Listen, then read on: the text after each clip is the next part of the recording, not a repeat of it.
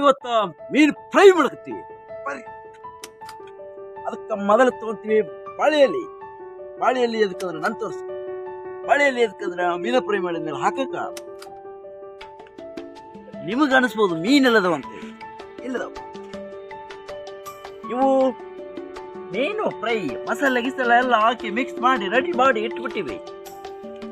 ಹಂಗ ಅದಕ್ಕೆ ಬೇಕಾದಂಥದ್ದು ಎಣ್ಣೆ ನನ್ ತೋರಿಸಿ.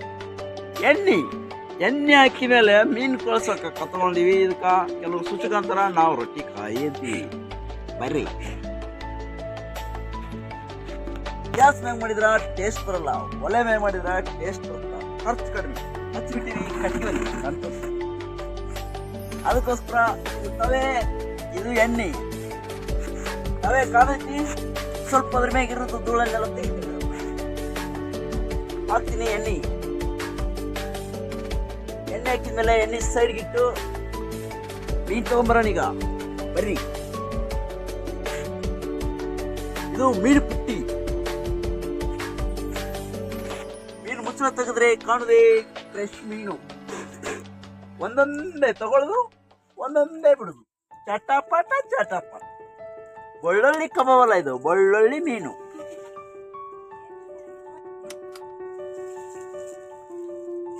ಒಂದೊಂದೇ ಬಿಡ್ಬೇಕು, ನಿಧಾನವಾಗಿ ಬಿಡ್ಬೇಕು. ಆಯ್ತಾ? ಸ್ಪ್ರೇ ಚಟಪಟ ಬಿಡ್ತಾ ಇರಿ, ತಿಂತಾ ಇರಿ. ಬೆಳ್ಳುಳ್ಳಿ ಫಿಶ್ ಫ್ರೈ. ಚರ್.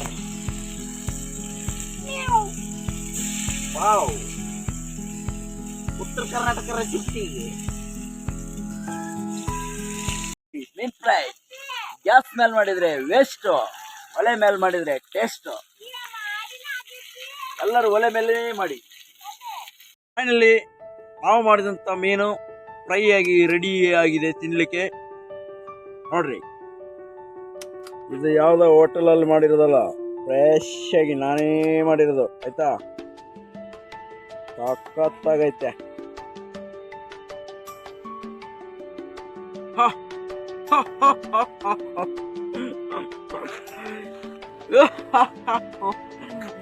ಇವ್ರು ನಮ್ಮ ಅಕ್ಕ ದೊಡ್ಡಕ್ಕ, ಇವ್ರ ಟೇಸ್ಟ್ ತಿಂದ ಹೇಳ್ತಾರೆ. ಈಗ ಹಂಗ ಗೊತ್ತಪ್ಪ,